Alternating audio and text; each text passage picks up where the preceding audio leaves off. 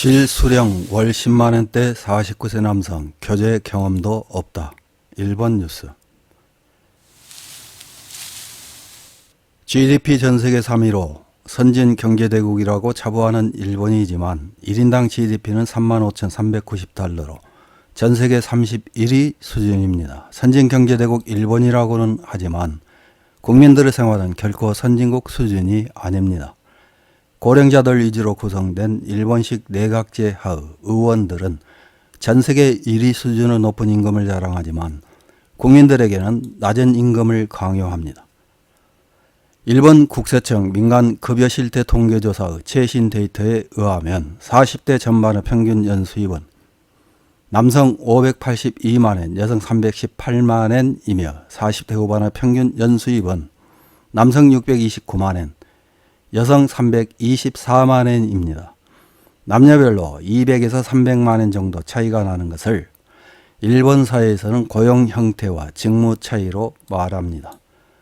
40대 남성은 대부분 정규직이며 관리직 등 직책을 맡는 사람도 있어서 연수입이 높고 40대 여성은 비정규직으로 계약사원이나 파트가 많아 평균 연수입이 낮다는 것입니다. 일본에서 비정규직은 정직원 이외의 계약사원, 파견사원, 파트, 아르바이트 노동자 등을 말합니다.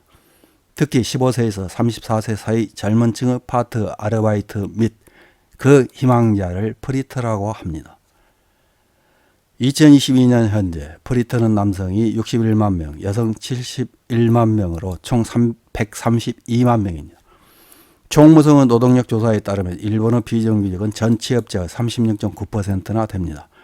2022년 비정규직 수는 남성 669만 명, 여성 1,432만 명으로 여성이 비정규직 전체의 70% 가까이 차지합니다. 연령별로는 65세 이상이 76.4%로 가장 많고 다음이 15세에서 24세가 50.4%입니다. 일본 사회에 이렇게 많은 비정규직 노동자의 삶이 얼마나 힘든지 짐작해 볼 수 있는 기사 하나를 확인해 보겠습니다.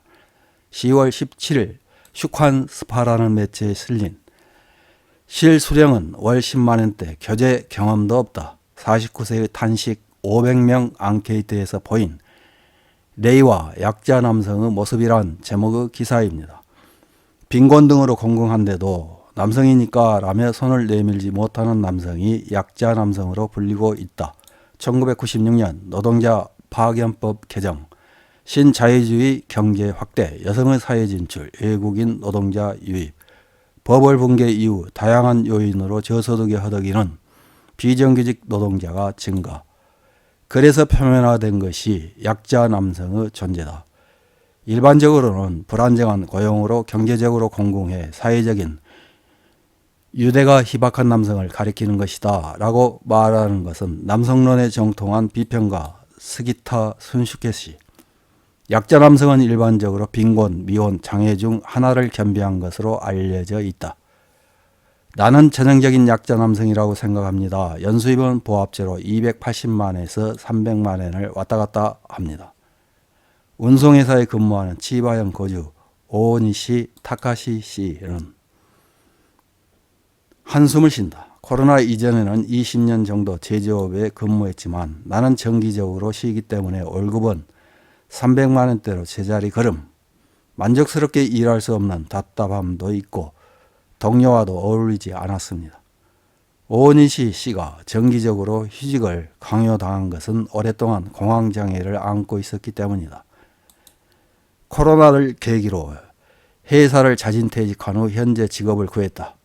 오니시 씨는 평생 한 번도 여성과 교제한 적이 없다고 한다. 부모로부터 물려받은 작은 키의 외모도 형편없다. 중학교 때 여자에게 기분 나쁘다는 말을 들은 트라우마도 있다.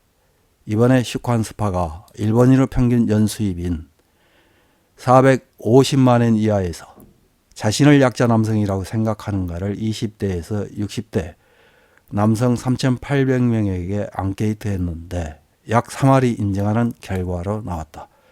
거기서 500명을 추출하면 그 평균 연수입은 236만엔으로 가혹한 경제 상황이 부각된다. 실제로 자신이 약자 남성이라고 생각하는 이유에 대해서는 연수입이 적다, 저축이 적다 등 경제적인 이유가 1위와 2위를 차지했다. 일본인의 평균 연수입인 연수입 450만 원 이하의 남성 3,080명에게 조사했는데 자신을 약자 남성이라고 조금 생각한다와 생각한다가 30%를 넘는다는 결과가 되었다. 1위와 2위가 돈에 관한 사항이다. 3위는 장애, 질병을 이유로 하는 사람이 많았고 기타에는 대인관계에 대한 고민도 많았다. 한편 약자 남성은 조금씩 변형이 진행되어 명확한 빈곤층 이외에도 확대되고 있다. 남성 문제에 정통한 라이터 토이 안나 씨는 여성으로부터 가정폭력을 받거나 이혼 후 아이의 친권을 빼앗긴 남성 등 구태에 의연한 남성상에 기반한 사회설계에 괴로워하는 남성의 목소리도 커지고 있다라고 말한다. 남성 전문 카운슬링을 하고 있는 임상심리사 하마다 토모타카 씨도 코로나 이후 아내나 파트너로부터의 DV를 호소하는 남성의 상담은 늘고 있고 배우자나 연인이 있어도 심리적인 고독을 안고 있는 남성이 늘고 있습니다 라고 말한다. 토이 안나 씨는 원래 낡은 남성상의 저주에 시달리는 남성은 있었지만 계속되는 불황이나 사회 불안이 남성의 힘듦에 박차를 가했다고 분석. 레이와의 약자 남성이 안고 있는 삶의 어려움의 정체란 무엇인가? 지금도 현상에 허덕이는 남성들의 목소리를 검증한다. 이런 기사에 달린 일본 네티즌들의 댓글 몇 개를 확인해보고 마치겠습니다. 첫 번째 댓글입니다. 너무 깊게 생각하지 말고 여성에게 어프로치 해보면 될 것 같다. 고교생이라도 연애는 할 수 있으니까 말이다. 혼날로 결혼하는 사람은 10%도 없고 직장, 학교라든지 친구 사귀기로 결혼하는 사람이 대부분이기 때문이다. 다음 댓글입니다. 외모는 상관없습니다. 결혼 상담소를 했던 적이 있습니다만 등록하고 있는 여성의 대부분은 남성의 내면을 보고 있습니다. 연수입이 낮기 때문에 상대하지 않은 것은 아닙니다. 자신을 스스로 사랑하지 않기 때문에 여성은 이 남자가 자신을 소중히 여기지 않는다는 것을 간파하고 있는 것입니다. 다음 댓글입니다. 원래 요구되는 스킬이 점점 상승해 허들이 높아지고 있는 현실. 그런 가운데 아직도 남성은 세대주, 부양자로서 경제력을 요구받는다. 이른바 약자 남성. 이 층을 구제하지 않는 한 저출산 문제의 해결은 불가능하다고 생각한다. 다음 댓글입니다. 구미에서는 연애 감정을 중시해 결혼한다. 그러나 일본에서는 경제적 리스크를 수반한 결혼을 회피하는 경향이 있다. 연애와 결혼은 다르다는 생각이 아직도 뿌리 깊다. 그래서 특히 연수입이 적은 남성은 힘들다. 남녀 교제에 서곡적이다. 혼활은 하지 않는다. 일본의 저출산 원인은 가난한 젊은이들이 늘어나면서 비혼화가 진행된 것이다. 다음 댓글입니다. 경제적 공공에 대한 구제, 성별로 판단한다면 그것은 차별일 것이다. 또 사회 정책으로서 그들에게 자신감을 주는 정책은 현실적으로 꽤 어렵겠지만 적어도 자신감을 상실시키는 정책은 없어야 할 것이다. 다음 댓글입니다. 갑자기 연애 상대를 찾는 것은 허들이 높다. 우선은 얘기를 할 수 있게 돼야 한다. 취미 모임 같은데 참가하는 것은 좋을지도 모르지만 낮은 수입이라면 그것도 어렵다. 이상입니다.